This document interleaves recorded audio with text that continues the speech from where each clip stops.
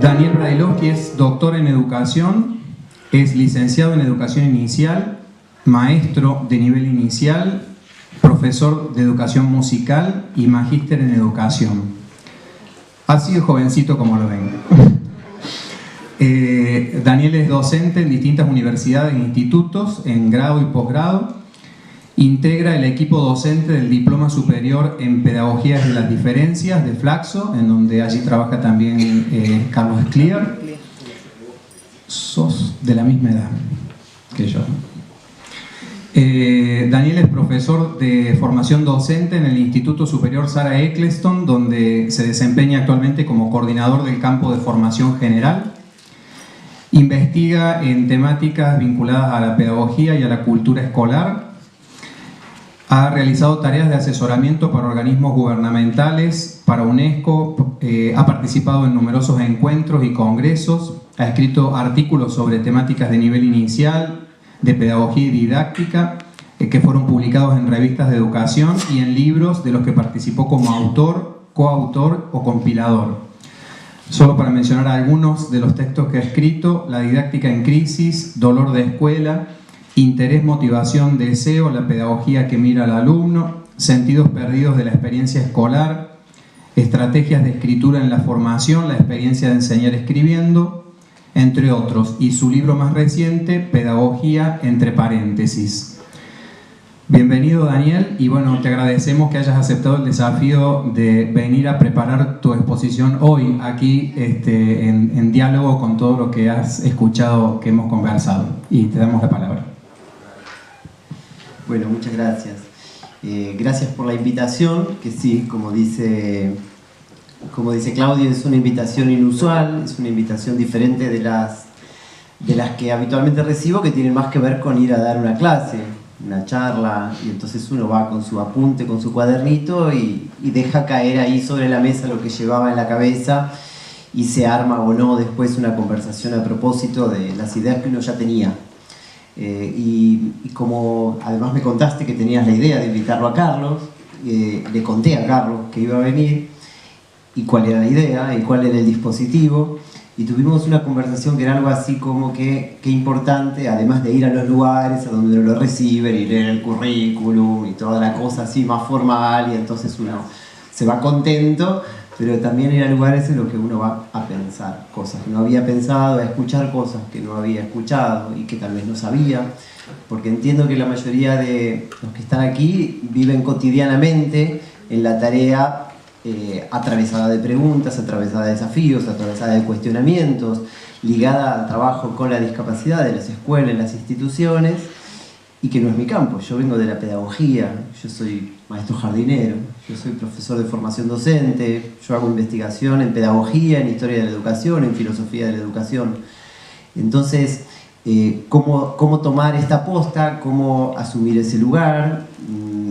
Desdecir un poco lo que sugiere la presentación de Claudio, que es que vengo a hablar desde ciertas credenciales que me suponen un saber, que no tengo demasiado sobre el tema, más allá de que sí, por supuesto, estoy en contacto a través de mi trabajo en el posgrado de Flaxo, con Carlos y con Rafael y con Laura Duchaski y con todo el equipo de gente de allá. Entonces se me ocurre, acabamos de escuchar una serie de historias relatadas como experiencias, historias que muestran a muchas personas dedicándole tiempos y energías que desbordan sus tiempos y energías rutinarias, ubicándose en los bordes de alguna manera de su rol, de su formación, de sus certezas, tomando riesgos, como decían recién al final, y creyendo que eso vale la pena. Entonces entiendo que si eso vale la pena, de alguna manera demuestra que vale la pena lo que se hace en la escuela. Que la tarea de la escuela hace una diferencia cuando estas vidas, que en otros tiempos fueron consideradas vidas perdidas, vidas desechables, vidas fallidas, vidas truncas, vidas sobre las que no valía la pena construir, edificar, depositar confianza, depositar cuidados, porque como bien decía alguien, no eran considerados alumnos, o antes no eran considerados personas. Entonces, si vale la pena eso, entonces vale la pena la escuela. Y es ahí donde vale la pena, porque y esto retoma la discusión que tuvimos durante el almuerzo respecto del objetivo de la escuela, durante algún tiempo se venía creyendo que era el aprendizaje.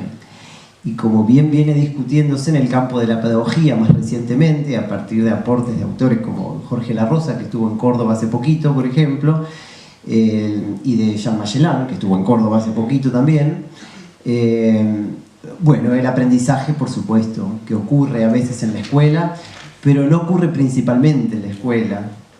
Los aprendizajes más interesantes que hacemos en la vida no los hacemos en la escuela, los hacemos en la vida, de la cual la escuela a veces, afortunadamente, forma parte, pero que la escuela deja otro tipo de huellas y que entonces vale la pena pensar la experiencia de las personas en la escuela, incluso más allá del aprendizaje. Entonces me gustaría decir algunas frases que subrayé de lo que escuché y tratar de esbozar algunas relaciones imaginables desde la pedagogía a partir de esas frases. Entonces esa va a ser un poco la estructura. Yo subrayé 1, 2, 3, 4, 5, 6 ideas más o menos, digamos. Entonces, bueno, retomaría algunas cosas que escuché y trataría de construir alguna idea, algún argumento, algún análisis alrededor de esto. La primera es la mismísima idea de relatar experiencias que titula este encuentro. El relato de la experiencia como una idea en sí misma. Pienso que la idea de experiencia tiene una acepción múltiple y muy variada, porque cuando decimos experiencia, en principio en las escuelas nos referimos a proponer experiencias más que a relatarlas, y entonces en toda planificación están los objetivos, los contenidos y las experiencias que se van a proponer a los estudiantes como aquella actividad de la enseñanza.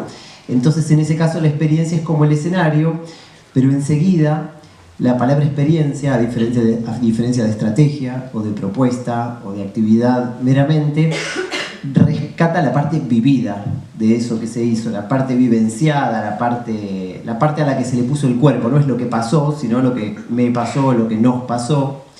Y por otro lado, en relación al relato, además, que la experiencia no termina de convertirse en experiencia hasta que uno la relata, porque contar lo que pasó le da entidad de relato a lo sucedido y lo convierte en susceptible de ser retomado, recordado, puesto en el medio de una conversación, en fin, que hay una manera muy linda en la que dice el filósofo español Santiago Alba Rico. Él dice de la siguiente manera, muy bonita, dice: hay un cuentecito en el que un sabio oriental trata de concentrar toda la sabiduría humana en una página. Esto cuenta él. Luego en una frase, por fin en una palabra. Y acaba por sumirse en el silencio e imponer silencio a todo el mundo.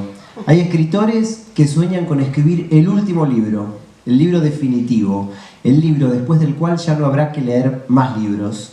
Y están las religiones llamadas del libro, que consideran que la Biblia o el Corán vuelven ociosos o redundantes todos los demás libros. El monoteísmo, el monobiblismo, es el silencio del mundo antes del Big Bang de la creación. Pero la lectura no tiene fin, no se puede terminar ni empezar en un solo libro, porque se compone de muchos comienzos y solo podemos comenzar algunos de ellos, termina diciendo Alba Rico, antes de que nuestra propia vida se termine. Solo podemos comenzar algunos. Entonces creo que la idea de construir un relato alrededor de algunas de las cosas que hemos hecho en las escuelas no apunta a decir que esos son relatos necesariamente ejemplares, a los que hay que tomar como modelo, como Biblas o como Coranes o como libros únicos, sino que son simplemente algunos ejemplos posibles de relatos. Un poco, cuando conocí la historia de Ana Frank, me acuerdo, y era chico, y me la contaron, y después lo leí, y pensaba, ¿y por qué cuentan la historia de esa niña si debe haber un montón de otras niñas a las que también le pasaron cosas? Y claro, es que es la historia no contada desde donde habitualmente se la cuenta, ¿no? Desde las guerras y las presidencias y las leyes, desde estas periodizaciones macropolíticas que utiliza la historia, sino contada desde una historia, desde la voz de una niña, desde la voz de un adolescente, y eso es lo que hace que tenga sentido. Y alguien decía por ahí, contando la historia de una maestra que estaba en segundo grado y después vuelve a aparecer en sexto, y que decía tenía una mirada diferente, miraba las cosas de otra manera, utilizaba ya otras palabras para hablar de esto, y ese cambio de mirada tal vez es el que surge de la huella que deja la experiencia, ¿no? Decir que la mirada es diferente implica decir que algo me atravesó y empecé a mirar de otro modo, y ese algo marca un capítulo en mi propia experiencia, en mi propia vida. El año pasado o el anterior yo dicto un curso acá en la Universidad Católica de Córdoba que se llama Pedagogías de las Diferencias, en el doctorado, que dirige tu amigo Horacio, y entonces haciendo... hice un chiste inoportuno. No. Bueno.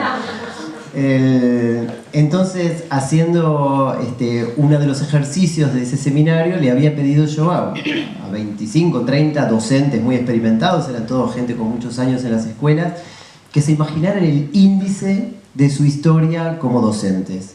Es decir, que si se sentaran a escribir un libro en el cual se contara su historia desde que decidieron ser docentes hasta ahora, y pasaron instituciones, personas, años, alumnos, grupos, ¿cuáles serían los capítulos de esa historia? ¿Cómo se llamarían los capítulos? Es un ejercicio lindo de hacer. Sí. ¿Y por qué le pondrían cada título a cada capítulo? ¿Y qué se imaginan que apareció? Apareció el día que aprendí el método de la educación emocional, el día que aprendí las neurociencias, el día que aprendí el método de la integración no sé cuánto.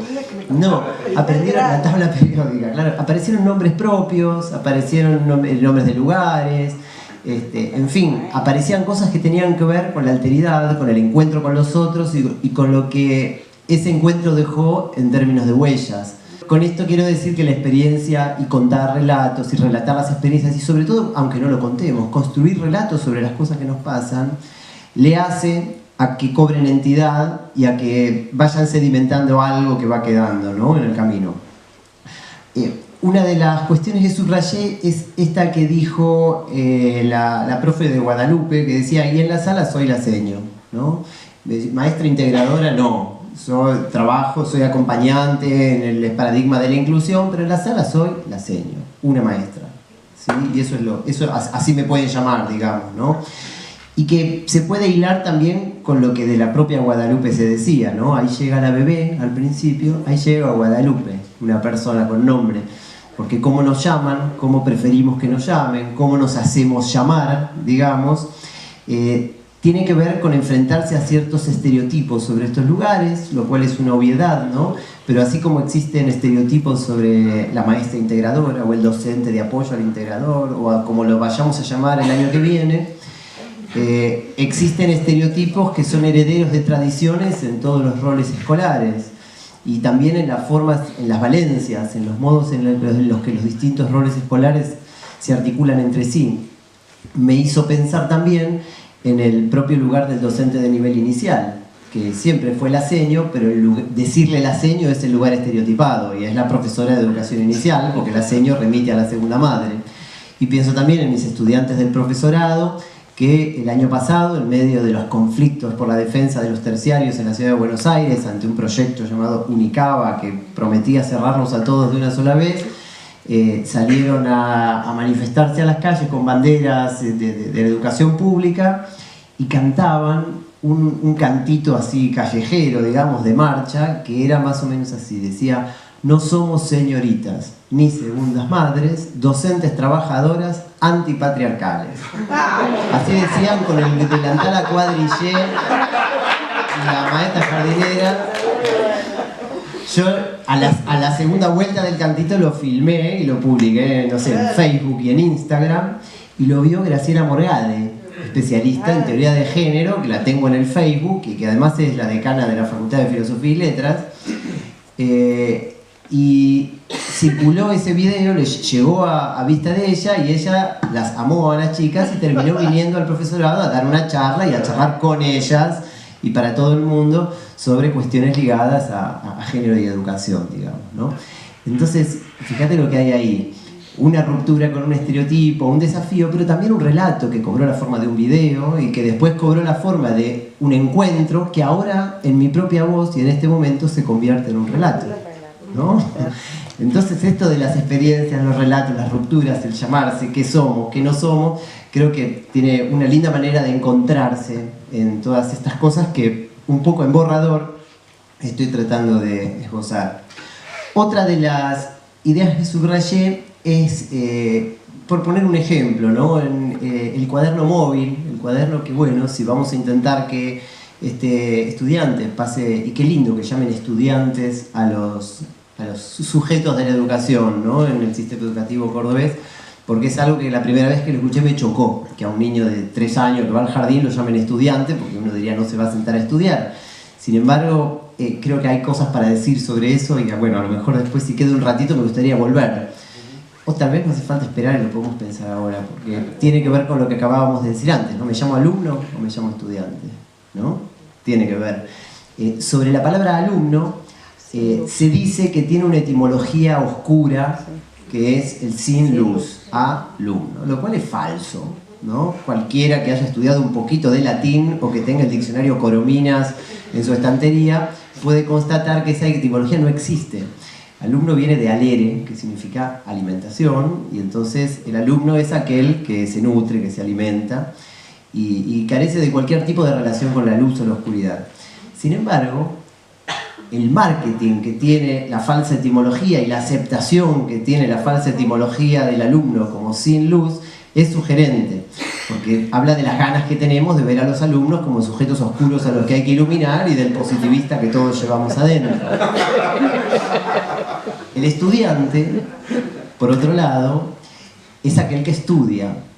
Y el estudio, podría uno decir, siguiendo a Jorge La Rosa, que a su vez sigue a Maximiliano López, en un texto muy bonito que anda por ahí, que se llama como Pompas de Jabón, que si quieren lo pueden googlear, lo compartieron públicamente en una conferencia hace poquito, así que debe estar disponible en internet, en el que hace una interesante diferencia entre el aprendizaje y el estudio. A ver si está acá. Pongámosle que está. Sí, acá dice. El término aprender, dice Maxi López, deriva del latín apprehendere, que significa literalmente capturar. Además hay gente que le pone la H, ¿no? Aprehender, que es agarrar algo fuerte, digamos. La palabra aprender, enuncia básicamente el gesto del gato que caza al ratón, lo aprehende, del policía que aprehende al ladrón, del aprendiz que se esmera por capturar un determinado saber. En la órbita de esta expresión encontramos términos que tienen la misma raíz etimológica como aprehensión, presa o empresa. De ahí un poco el cuestionamiento o la puesta en duda, que es una puesta en duda muy dolorosa para todos nosotros, de la palabra aprendizaje. El estudioso, en cambio, el estudiante, el que estudia, no se sirve de aquello que estudia, sino que por el contrario se desvive por ello, le dedica su vida, gasta su vida en ello. La idea de estudio nos remite a una cierta disposición al mundo. Como lo muestra su etimología, la palabra estudio expresa una manera particular de relacionarse con las cosas, de ocuparse de ellas, de prestarles atención, y el término tiene una cierta resonancia anímica, ¿no? Sigue, ¿no? Ese texto es más extenso y es muy interesante. Pero lo que trata de plantear es que el alumno es el que capitaliza para sí, de una forma en el aprendizaje, lo importante es uno mismo. Por eso el aprender deriva y se degrada enseguida en conceptos todavía más egocéntricos como capacidades, competencias, habilidades, que ahí ya no hay mundo, hay solamente un sujeto que busca volverse cada vez más hábil, más competente, más competitivo, ¿no es cierto? En cambio, en la idea de estudio está ese reclinarse sobre el mundo, no buscando algo para sí, sino dándose al mundo, y uno puede, por ejemplo, estudiar una lengua pero no aprenderla. Pero el estudio de esa lengua le deja a uno un montón de cosas interesantes, entre ellas aprendizajes ligados a otras cosas que no son la lengua. A mí me pasó el año pasado cuando estudié japonés para viajar a Japón. Entonces sí, aprendí a preguntar si este tren me lleva, y eso me resultó muy útil, y eso es aprendizaje. Pero también entendí que en el japonés, por ejemplo, los tiempos verbales muchas veces se declinan sobre los adjetivos. Entonces, si a mí me dieron un alfajorcito y yo digo, este alfajor está rico, en japonés sería kono alfajor wa oishii rico desu. y el alfajor estaba rico es kono alfajorcito, que no sé cómo se dice en japonés, wa oishikata des, donde oishikata no es estaba rico, es rico antes, y des es el verbo ser en infinitivo. Entonces, la traducción literal, que en japonés siempre las traducciones quedan como habla el maestro Yoda, con las palabras puestas de una manera extrañísima, la traducción literal sería: este alfajorcito, rico antes está. Sería, ¿no? Entonces uno se queda pensando en ese tipo de cosas, o como que los japoneses, por ejemplo, tienen varios sistemas numéricos distintos según lo que uno esté contando. Entonces no se cuentan sillas igual que hojas de papel, o igual que animales pequeños o animales grandes. Hay un sistema numérico distinto para cada una de esas cosas, y son decenas de sistemas numéricos distintos. Lo cual para nosotros es incomprensible, pero para ellos es evidente. Y estudiar una lengua, aunque uno no aprenda a hablarla, porque soy totalmente incapaz de hablarla,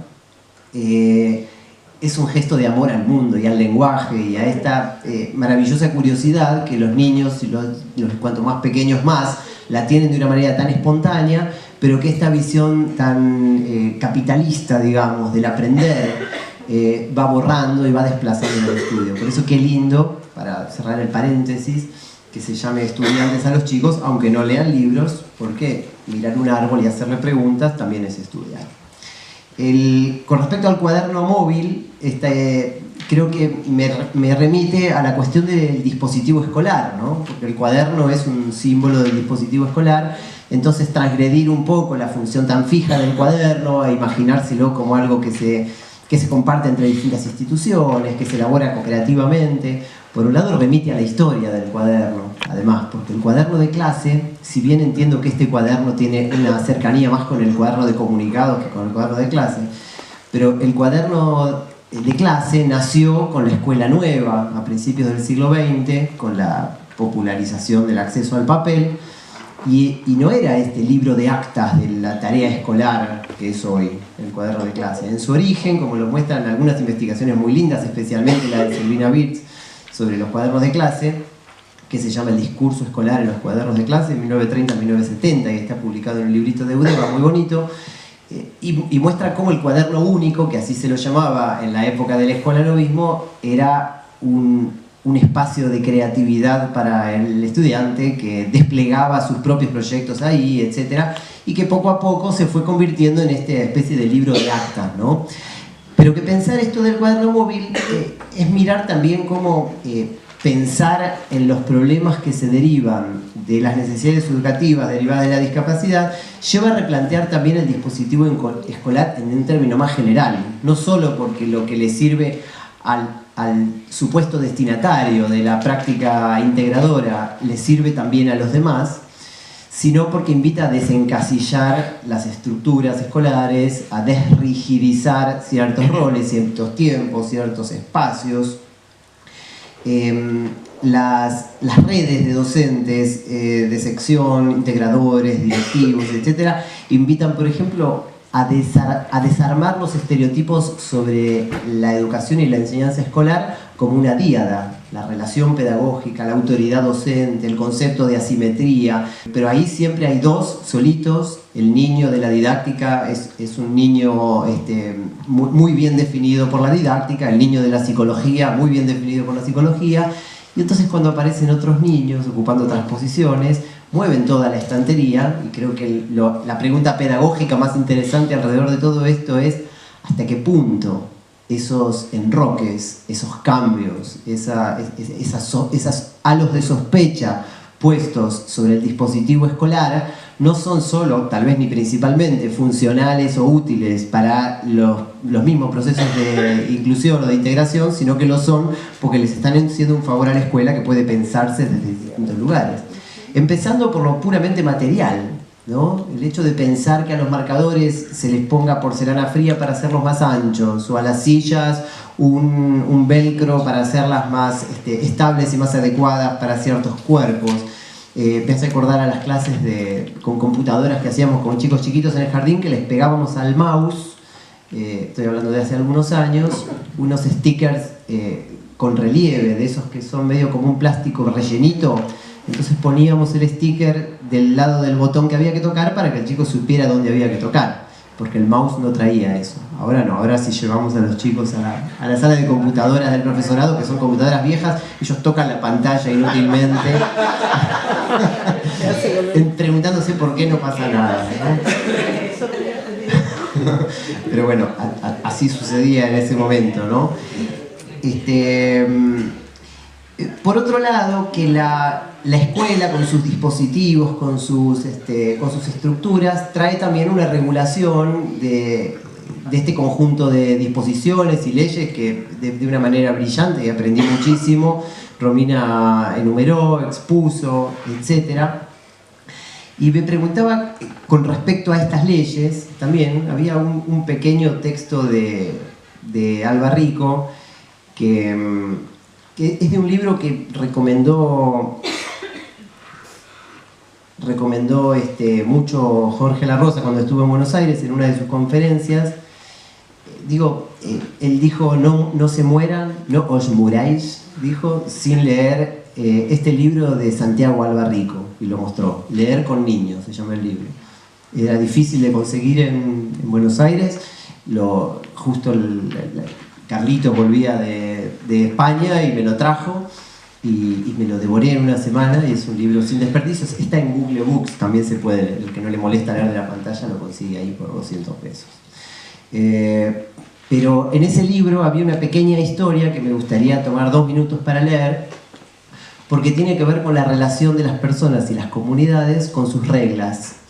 Entonces, cuando yo no conozco esa regulación y todos los decretos, me anoté minuciosamente, y si yo también estoy incluido en el mailing de ese PowerPoint, lo agradecería, porque me sirve y me interesa conocer más sobre esas cuestiones.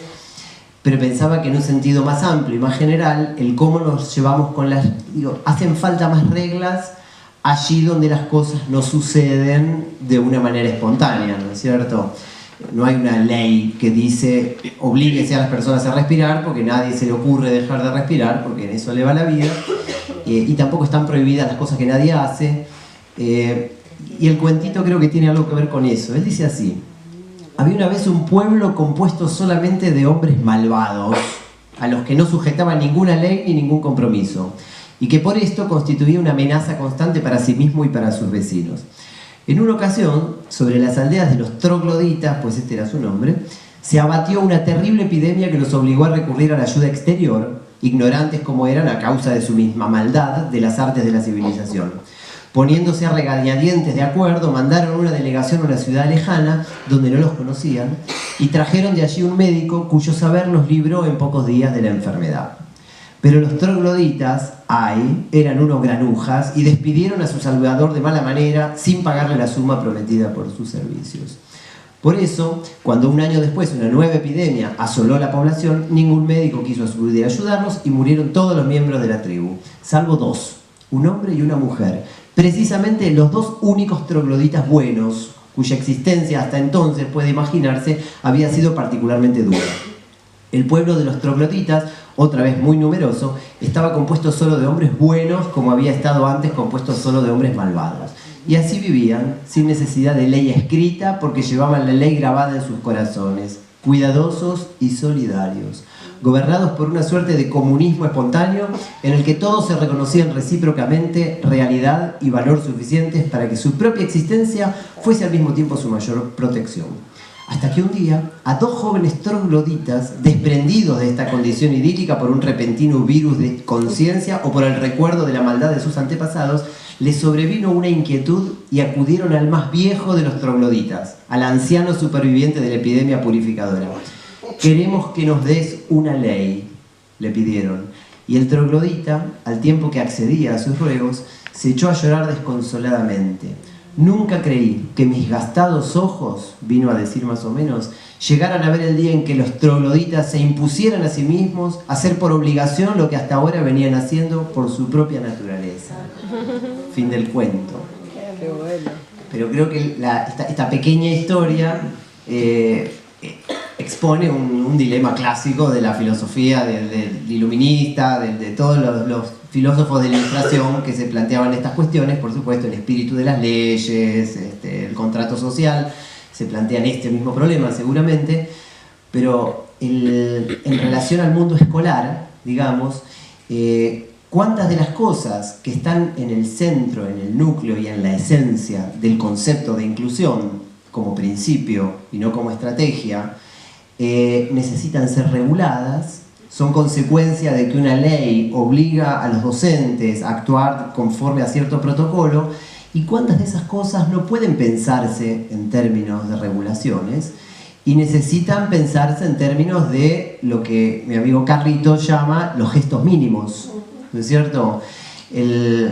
Por ejemplo, dice él, realizando la introducción de este libro al que llamó Pedagogías de las Diferencias, dice, debería ser el sentido del gesto del educar. Recibir al otro sin cuestiones, sin preguntas, sin sospechas y sobre todo sin juzgar, para entablar una conversación a propósito de qué haremos con el mundo en común y qué haremos con nuestras vidas en este mundo, dice.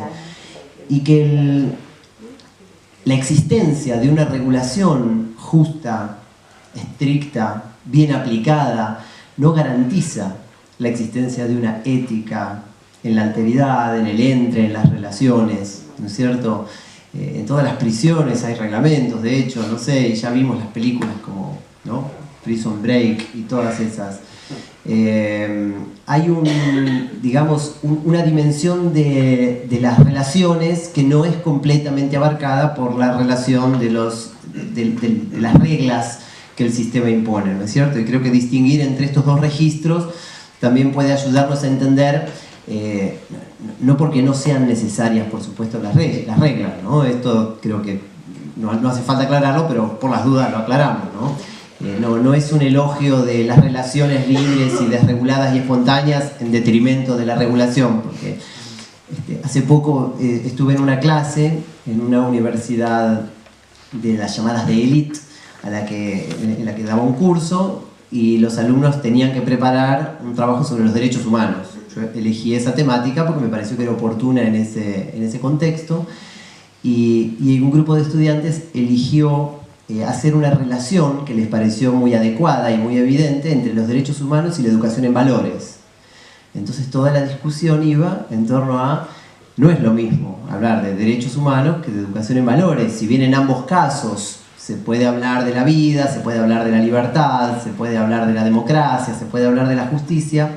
Hablar en términos de derechos es una manera de hablar de todas esas cuestiones en términos de los acuerdos sociales, comunitarios, trascendentes, en términos más contractuales, y hablar en términos de valores es hablar del lugar de la mayor subjetividad, y son incuestionables los valores para cada uno y cada uno. Entonces, bueno, quiero decir, son dos registros necesarios ambos, ¿no? Por último, dentro de esta misma cuestión de los dispositivos en los que aterrizo a partir del cuaderno móvil, pensaba que la inclusión, la integración, son movimientos que tienen que ver con hacia el adentro de la escuela, y que estamos también transitando una época en la que no faltan ejemplos de movimientos hacia afuera de la escuela. El más significativo como ejemplo tal vez sea el llamado homeschooling o educación en el hogar, que en algunos países del norte ejercitan hasta el 10 o el 15% de la población en ciertos estados de Estados Unidos, por ejemplo, y que ha generado, digamos, una ética de lo escolar que es consecuencia inmediata de este elogio del aprendizaje. Si la función de la escuela es que los chicos aprendan la mitocondria, el aparato de Golgi, el Peloponeso, los anticiclones y una lista larguísima de cosas como esas, y pueden ir al final del ciclo lectivo a constatar que las aprendieron en su casa y con eso ya les dan la titulación.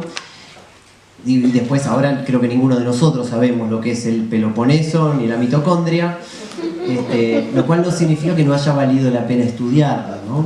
Pero esa es otra discusión, porque como diría Magellan, ¿no?, en defensa de la escuela, no se puede llegar a ese lugar trascendente de igualdad, de encuentro, al escolé, al tiempo libre, si no se pone algo sobre la mesa, aunque después uno se vaya a olvidar de ese contenido puntual. Porque contrariando a los principios de las neurociencias que demuestran que ciertas hidrataciones, uso de los tiempos, etcétera, estimulan la retención a largo plazo en la memoria, dando por hecho que el objetivo de la escuela es el aprendizaje memorístico. De alguna manera, ese efecto más duradero, ¿sí? La enseñanza produce aprendizaje, la educación, ¿qué produce? Bueno, Comenius decía que produce humanidad, que hay que educar al ser humano si es que va a ser humano, ¿no? Él lo decía patriarcalmente, hay que educar al hombre si ha de ser tal.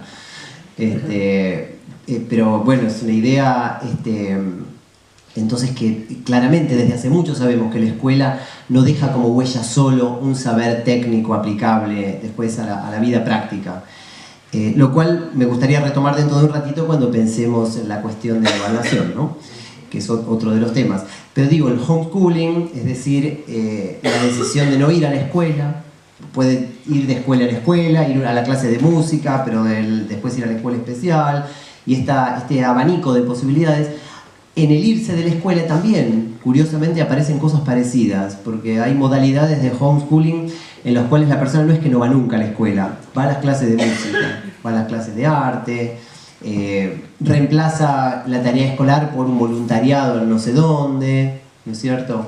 Y si encontramos además entre los argumentos de los homeschoolers, que a veces en los videos que ponen en YouTube se llaman homeschoolers con K y doble O, como generando una identidad en ese antiescuelismo, digamos, si uno se fija en sus argumentos, lo que menos se encuentra es una onda Ivan Illich, desescolarizados de izquierda que están en contra del sistema que los oprime, y lo que más se encuentra son autosegregados que no quieren ir con esos negros, o negros que no quieren ir con esos blancos que los van a discriminar, o protestantes que no quieren ir con esos católicos que los van a discriminar, etcétera, etcétera, etcétera, ¿no? Es decir, gente que quiere estar cerca de los parecidos y lejos de los distintos. Entonces, la escuela como espacio de construcción de lo común le da a la palabra diferencia también un significado interesante y que puede leerse en clave de estos hacia adentro y hacia afuera de la escuela, ¿no? Otra de las ideas que subrayé es lo hacemos juntos, ¿no? Esto que decía, bueno, no es que yo te vengo a dar unas sugerencias para que vos aprendas a hacerlo, no, lo hacemos juntos, meto mano, ¿no es cierto? Lo hacemos de manera compartida. Por un lado, pensaba que lo hacemos juntos en la vida cotidiana de las escuelas también se ve en infinidad de situaciones. Cuando la maestra corrige lo que el alumno escribió, ¿sí? En quinto grado o en tercero de la secundaria o en el profesorado. Puede ponerle te felicito, está muy bien, puede ponerle qué desastre, rehacer, o también puede decirle acá donde vos pusiste esto, me pareció que podrías haber puesto esto otro, ¿te acordás lo que leímos juntos de tal cosa? Y esa, lo digo tomando algún registro de mi propia experiencia investigando la escritura en la escuela y en la formación particularmente.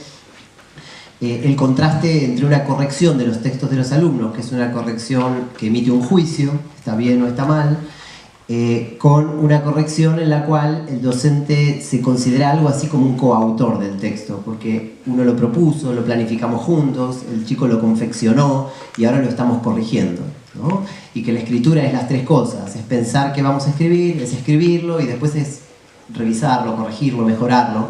Entonces pensarse en este lugar de trabajar con docentes de sección que tienen sus grupos y que tienen que justifican la participación de un docente de apoyo a la inclusión como un sujeto agregado, pero que puede pensarse a sí mismo como soy la seño, estoy acá, estoy con todos, no estoy, este no es mi alumno. Puede pensarse también desde ese lugar, digamos, de la coautoría, ¿no?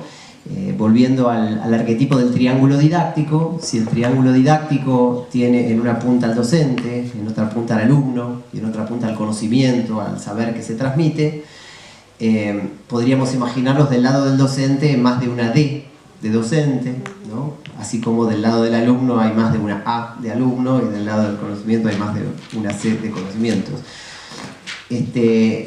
También en lo hacemos juntos puede volver esta idea de que las intervenciones sirven e inciden mucho más allá tienen como destinatario no solamente al integrado, entre comillas, sino por supuesto cuando veíamos en el video tan bonito de encuentro, el de León Gieco, Hoy bailaré, los relatos de los compañeros de este nene que decían, sí, él en matemáticas hace esto y cuando vamos al patio pasa tal cosa, etc. Uno piensa que esa situación, esa escena, esa experiencia irradia sobre los demás cosas fuertes, cosas intensas, cosas que dejan huella. Los escolanovistas de fines del siglo XIX y principios del siglo XX, otra de las cosas interesantes que planteaban era que la sociedad es inabarcable para cada ciudadano, pero que la vida escolar puede ser un buen ejemplo de una pequeña sociedad a escala en la que nuestra capacidad de intervenir es mucho mayor. Entonces, bueno, John Dewey decía que si queremos educar en la democracia, no tenemos que enseñar la definición de la palabra democracia solamente, sino que es mejor que pensemos la escuela como un espacio que nos brinda las oportunidades de enfrentarnos a situaciones de conflicto, a situaciones que requieren democracia, que se arreglan con democracia, y que entonces ese pequeño experimento social que es el aula es una buena manera de experimentar en esa pequeña sociedad lo que nos gustaría que pasara en la sociedad toda.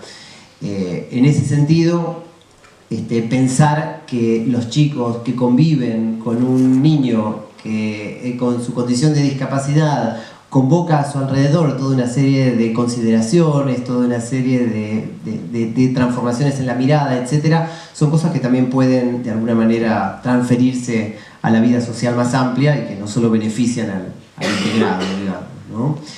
Y otro ejemplo de hacer juntos es el de las llamadas adecuaciones curriculares, que como varios de ustedes mencionaron, requieren a alguien que sepa de adecuaciones, pero también requieren de alguien que sepa de geografía, de matemáticas, de literatura, y que entonces este trabajo también tiene que ver, hacerlo juntos también tiene que ver con nuestros conocimientos juntos, ¿no? Otra de las cuestiones que subrayé tiene que ver con ¿y cómo sabemos si hace falta dispositivo de apoyo? Si yo leí por ahí que cada estudiante va a su ritmo. Entonces, ¿quién me dice si es que, bueno, es que tengo que hablar con las autoridades y hacer el memo, no me acuerdo el número? ¿O tengo que hablar con la maestra y ver cómo revisa sus planificaciones, digamos? ¿O tengo que mirar a quién le echamos la culpa si lo que se supone que tiene que pasar en la escuela no pasa con un alumno? Le echamos la culpa al alumno porque no aprende, al maestro porque no enseña, al espacio escolar porque con sus tradiciones y ortodoxias no está a la altura de los niños del siglo XXI. Es otra hipótesis también, ¿no? La de tenemos docentes del siglo pasado con niños del siglo que viene, ¿no? ¿A quién le echamos la culpa? ¿A quién? Ese día de miércoles que hace afuera. Ese día de miércoles que hace afuera, claro, ¿a quién le echamos la culpa? Entonces, tal vez, creo que hay una pista me llamó la atención la cantidad de siglas que fueron pronunciadas, ¿no? DAE, TGD, TEA, SAC, EPAE, hay un montón de siglas.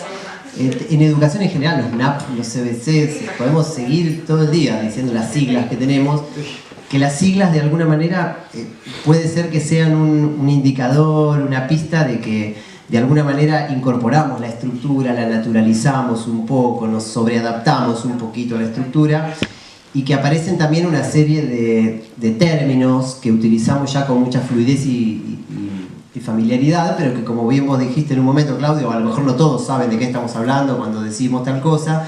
Entonces hablamos de configuraciones de apoyo, de adecuación curricular significativa, de ajustes razonables, de todo un racimo de piezas, de una jerga, digamos, que habla de cuán empapados estamos de esas estructuras. Aprender también entonces cuándo no hay que usar o activar esos recursos, digamos, es también un poco desnaturalizar su funcionamiento fluido, su condición de mecanismo. Quizás hacer una pequeña detención en el uso de la palabra diversidad, que es una palabra vapuleada, que conforma, por un lado, la diferencia vista como de una manera positiva es la contraparte de la diferencia vista de una manera negativa como desigualdad, ¿no es cierto? Por supuesto, hablar de diferencias en términos de ricos y pobres son diferencias que nadie reivindica y que al contrario se busca compensar a través de políticas que redistribuyan lo que está mal repartido. Es la distinción que hace, por ejemplo, esta intelectual Nancy Fraser, ¿no? Habla de la justicia social y dice que son dos tipos de demandas distintas, las que claman por la redistribución de lo que está mal repartido y por el reconocimiento de lo que está injustamente devaluado o mal reconocido, etc., ¿no? Entonces, cuando antes decían, antes ni siquiera se consideraba a las personas con discapacidad personas, se las consideraba monstruos o aberraciones, como en algunas pictografías que uno ve de siglos anteriores. Después ni siquiera se los podía considerar estudiantes porque se los consideraba pacientes, pero en el caso de estar en las escuelas eran integrados o eran incluidos, y entonces a lo mejor eso también es una condición previa a la de estudiante. O no se los puede considerar sujetos de derechos si son solo objetos de protección, en el mejor de los casos, o si son objetos de abandono, no de protección. En ese punto creo que hay una mirada de clase también en la discapacidad, porque en la discapacidad se articulan las dos demandas de justicia, la de redistribución y la de reconocimiento. Es una diferencia que conjuga algunos aspectos de la visión positiva de las diferencias y de la visión negativa de las diferencias, y en ese punto los logros, en ese sentido, me gustó mucho lo que dijiste, Romina, de que nada de esto se construyó porque 2 o 3 se pusieron de acuerdo, sino que corrió mucha sangre, ¿no? Y eso me hizo acordar a una canción muy bonita de Silvio Rodríguez que dice: soy feliz, soy un hombre feliz, quiero que me perdonen por este día los muertos de mi felicidad. Soy feliz, soy un hombre feliz y quiero que me perdonen por este día los muertos de mi felicidad. Y Silvio dice que me perdonen los muertos de mi felicidad, porque no es gratis, que vivimos en la mejor época que ha existido hasta ahora para vivir con una discapacidad.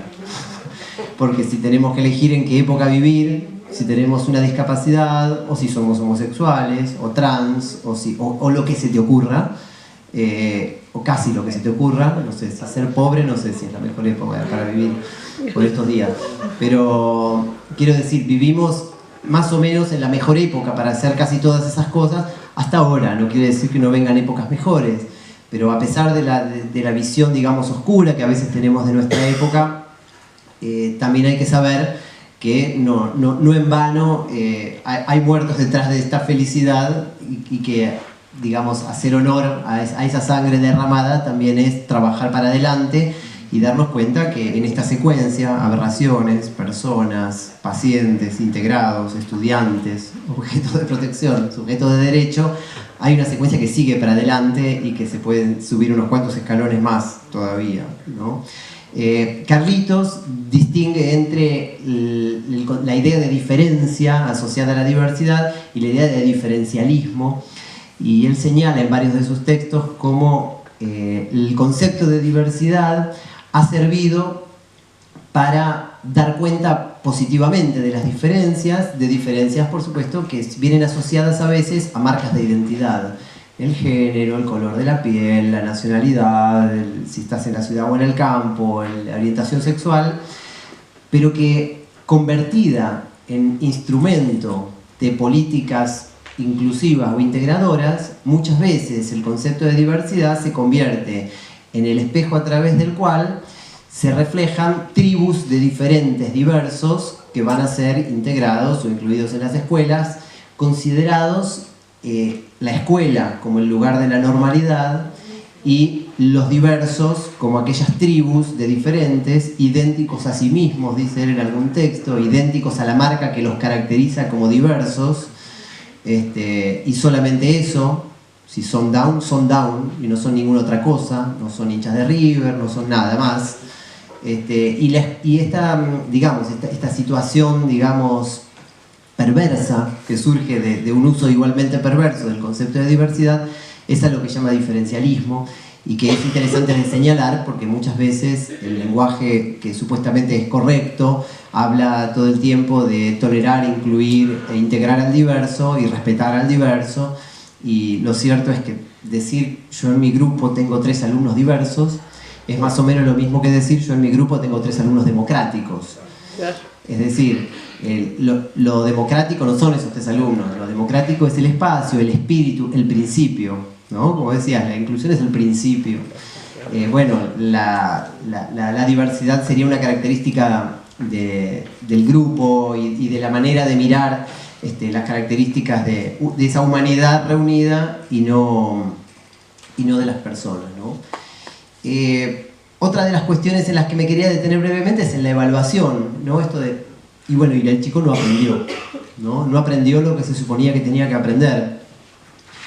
Entonces, si pensamos la evaluación como aquel lugar en el cual medimos, hacemos la contabilidad de los aprendizajes que estaban supuestos para los chicos de esa edad, y si hacer una adecuación de esas expectativas, ¿sí? Llámese hacer una adecuación curricular entendida como la adecuación de esas expectativas en términos, de nuevo, cuantitativos, ¿no? La contabilidad de hasta dónde hay que llegar, le sacamos algunos ítems y ese es el criterio de adecuación.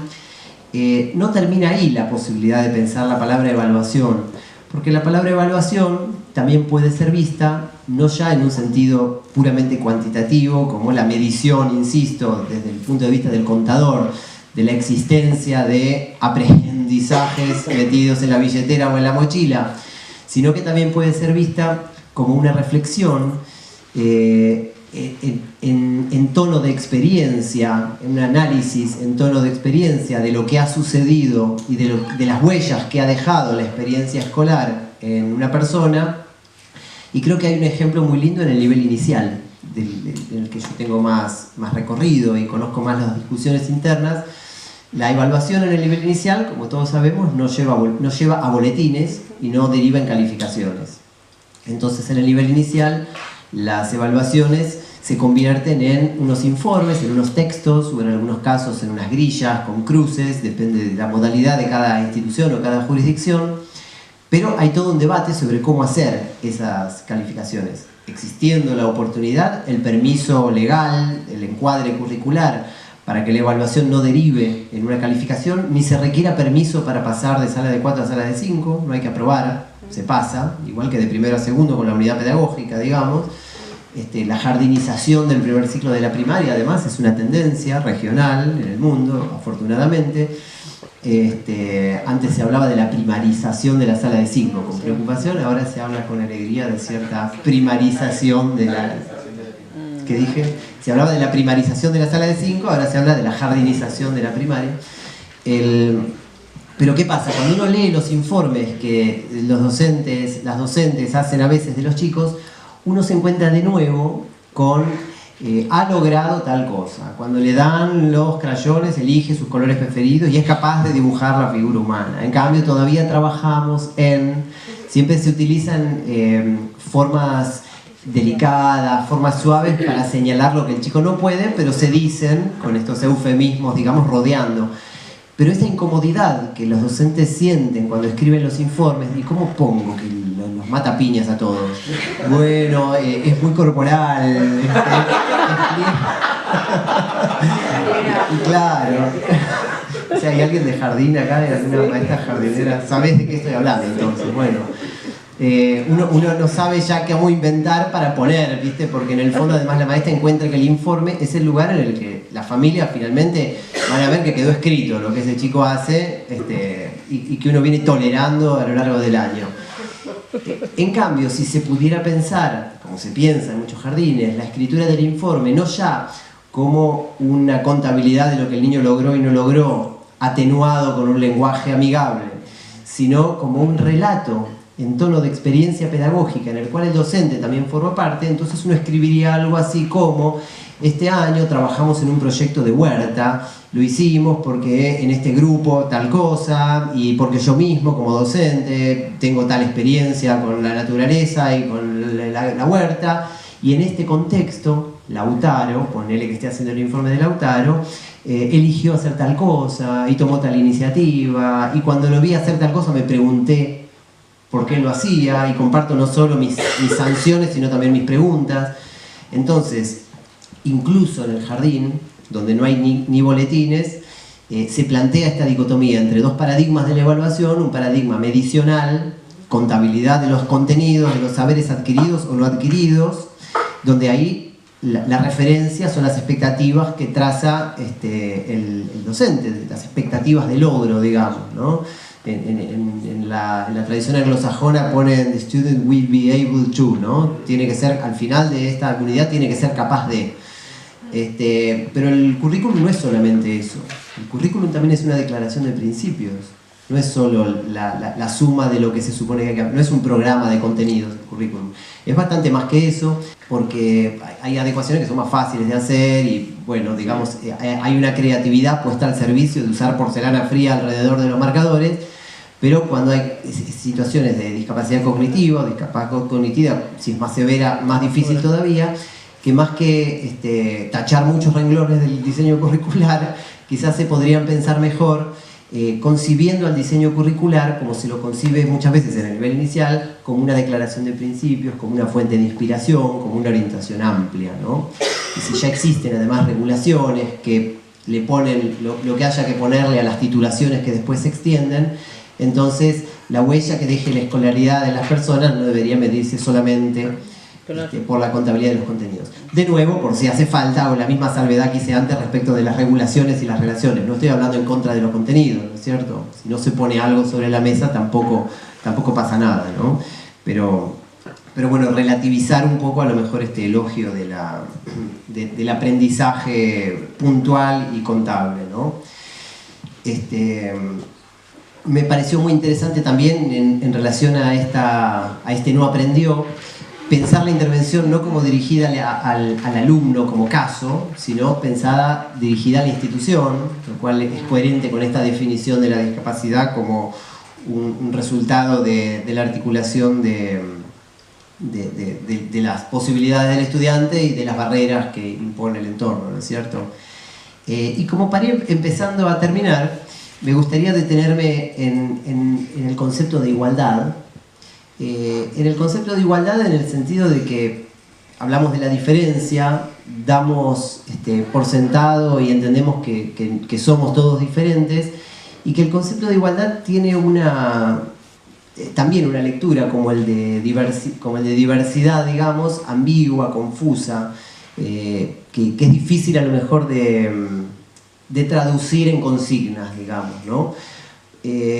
Dice Rancière en un texto de fines de los 80 algo que fue desoído mucho tiempo y que muchos lo están retomando. Por ejemplo, Antelo lo está retomando. Bueno, él decía, la escuela no se ocupa de la igualdad como de un objetivo para el que ella sería un medio, ¿no? O sea, la escuela no busca lograr igualdad y la escuela no es un instrumento para que la gente sea cada vez más igual, digamos, ¿no? No iguala por su contenido, sino por su forma. Esto en un artículo de Rancière, de Jacques Rancière, el filósofo francés, el autor ahí se me fue el nombre, del Maestro Ignorante, que se consigue en internet, lo pueden googlear. El artículo se llama Escuela, Producción, Igualdad, separadas por coma las tres palabras. Dice, la escuela iguala por su forma. La escuela pública democrática ya es distribución. Le quita al mundo desigual de la producción una parte de sus riquezas para consagrarla al lujo que representa la constitución de un espacio-tiempo igualitario. Y concluye esta parte diciendo, quien saboreó la igualdad escolar está virtualmente perdido para el mundo de la producción, que es el de la desigualdad y la ausencia de ocio, ¿no? En la escuela se puede pensar porque hay tiempo en la escuela, y ese tiempo no hay que merecerlo. En la escuela te regalan tiempo para que hagas cosas que no sirven para nada. La escuela es básicamente un espacio dedicado a desplegarse en relación al mundo, es decir, a estudiar, atender, prestarle atención al mundo, que no es un gesto natural de las personas, pero que en la escuela se promueve, un gesto de atención, de interés y de amor al mundo. Y no es para que después uno vaya corriendo a usar eso y ganar plata con eso. No estudiamos por supuesto que hay algunas alfabetizaciones básicas que son muy útiles en la vida, y sabemos leer y escribir y contar y todo eso, pero después todos los contenidos que hay adentro de las distintas materias, incluso en la formación superior hasta cierto punto, ya sabemos que están condenados al olvido y que la mayor parte, el 99,9% de esas cosas después no las usamos para nada, pero que gracias a ese tiempo que se libera para nosotros en la escuela, nos convertimos en sujetos soberanos de una vida posible de ser vivida en este mundo, ¿no es cierto? Entonces ese gesto de la escuela no es un gesto que está en su contenido, dice Rancière, es un gesto que está en su forma, en el tiempo escolar, liberado de otras cosas y habilitado y liberado de la utilidad sobre todo. Hay otra parte muy linda de la obra de Alba Rico, el autor de Leer con Niños, que no está en ese libro, sino que también se puede googlear por ahí, conseguir en internet, se llama Elogio del aburrimiento, un texto cortito pero impecable, sin desperdicios, se saborea desde la primera hasta la última palabra, en el que dice, hay dos maneras de lograr que la gente no piense. Una es explotarlos, hacerlos trabajar sin descanso bajo el yugo de la explotación. La otra es entretenerlos, que estén todo el tiempo muy divertidos y entretenidos y que no tengan tiempo de pensar, que es otro de los procedimientos de nuestra vida contemporánea, ¿no es cierto? No hay rinconcito de la vida en la calle, en la casa, en los medios, en la tele, que no esté aprovechado para darnos publicidades entretenidas y graciosas, nos gamifican todo, es decir, esta idea de la aceleración que caracteriza esta época está asociada a la imposibilidad de detenerse y de pensar. Bueno, la escuela abre un espacio que es lo contrario, y en ese espacio la escuela no tiene carteles luminosos, no tiene pantallas por todos lados. Uno en la escuela en general guarda el celular, por lo menos durante la clase lo guarda, salvo que se use para algo que dice el profesor. En la escuela no te están ofreciendo promos todo el tiempo, ni combos. Salvo que si aprobás 2 parciales te pasa. Puede ser. Salvo que un profe haga un chiste con eso, pero si no, no, digamos, no. La escuela es un lugar en el que esta cosa de que te suena el celular y dice felicitaciones, te ganaste, no sé qué, y vos ya sabés que es mentira. En la escuela no necesitamos naturalizar, como en la radio, el tono hipócrita de los locutores que nos dicen aprovechá, te reconviene y todo eso. La escuela es un lugar exento de todo eso. Y tal vez es el único lugar que queda exento de todo eso.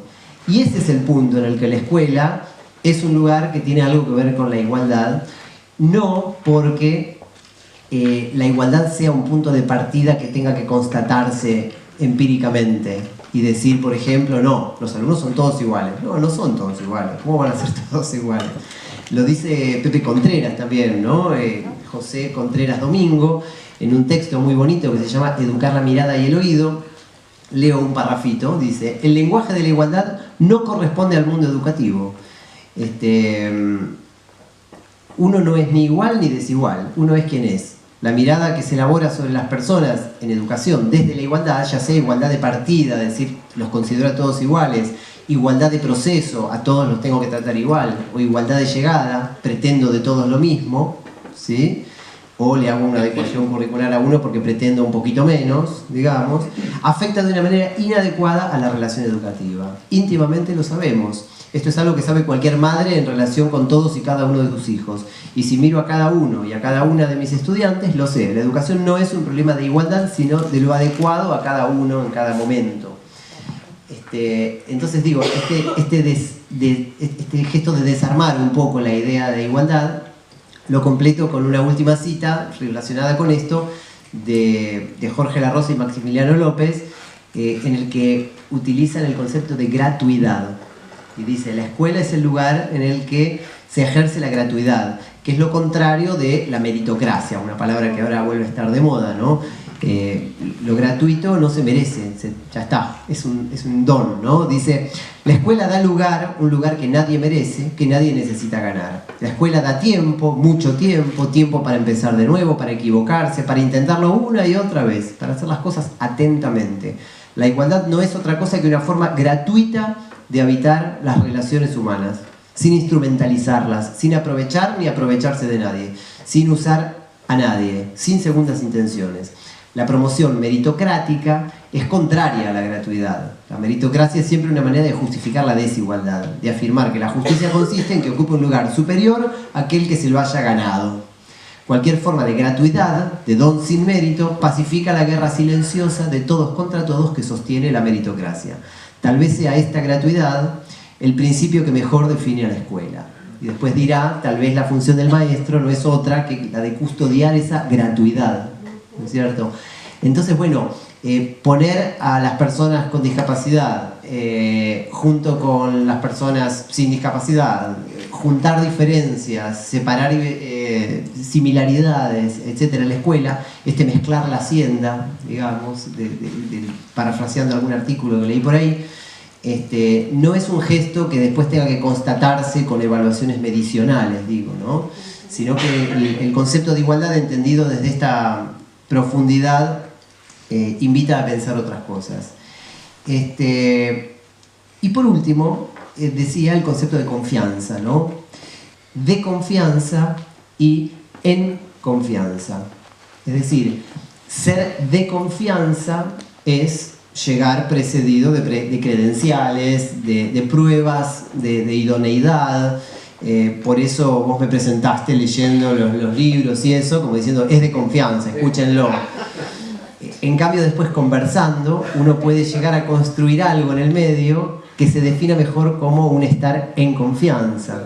¿Conoces un plomero de confianza? Le preguntás a otro, y no significa si es alguien con quien podemos conversar y recordar cosas de la infancia, sino que sepa arreglar las cosas que queremos arreglar. En cambio, estar en confianza implica poder crear un espacio en el medio de uno y otro en el cual uno no se sienta juzgado, en el cual uno no sienta la necesidad de juzgar y en el cual sea posible la conversación, ¿no? La conversación en ese sentido interesante y profundo que tiene conversar, que no es ganarle al otro una discusión o tener razón o convencerlo, sino dejarse llevar juntos por algunos interrogantes, por algunas preguntas compartidas, sin el apuro de responderlas, ¿no? Como que la palabra confianza es una palabra que implica siempre una relación. Uno no es confiable o confiado por definición ni todo el tiempo ni con todo el mundo. En todo caso, uno se vuelve confiable para alguien y no confiable para otro. Uno confía en uno y no tanto en otro. Uno está en confianza con este y no con aquel, digamos, ¿no?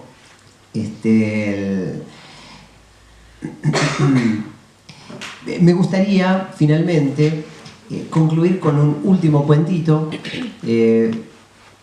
que tiene que ver con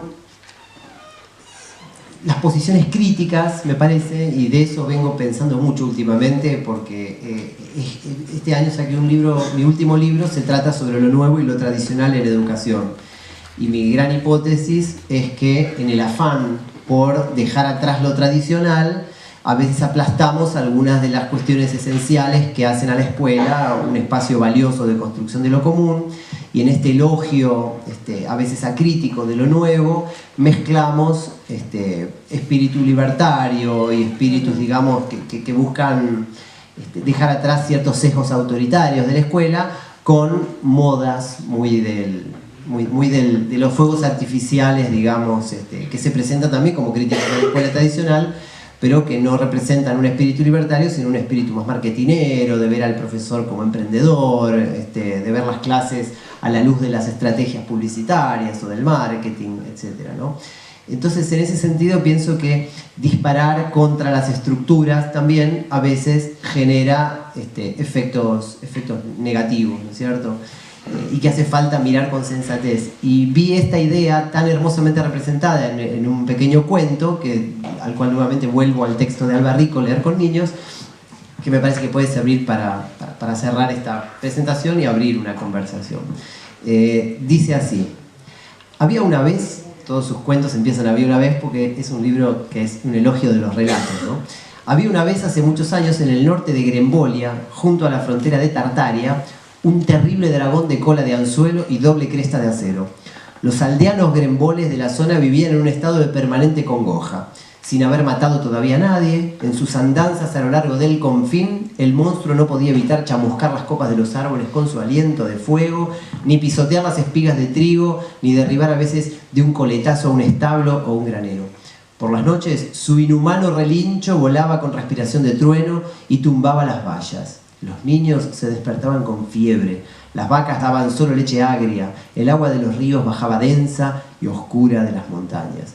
No pudiendo soportar más esta situación, los campesinos gremboles mandaron a Melindra, al caballero que fuese capaz de poner fin a aquella amenaza.